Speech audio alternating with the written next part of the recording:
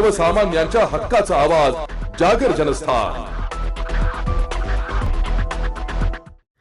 26 जून हा जागतिक अंमली पदार्थ विरोधी दिन असून शहरात दिनांक 20 जून पासून 26 जून या कालावधीत अंमली पदार्थ विरोधी जनजागृती सप्ताह आयोजित करण्यात आला होता।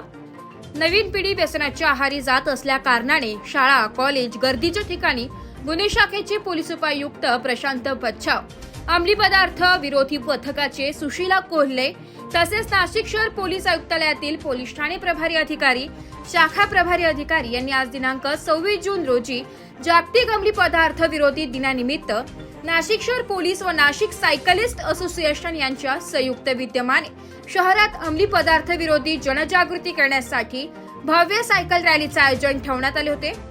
आज सकाळी 6:30 वाजेपासून रॅलीमध्ये सहभागी होण्यासाठी सायकलिस्ट यांनी ड्रग ॲडिक्शन थांबवा हा संदेश देण्यासाठी टी-शर्ट परिधान करून शहरात ठिकठिकाणी रॅलीच्या स्वरूपात संदेश दिले।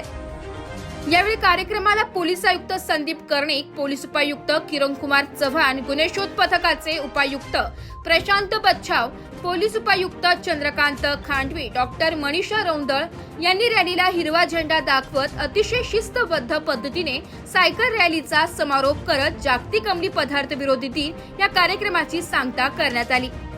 जागर जनस्थान करिता संदीप नवसे, नाशिक।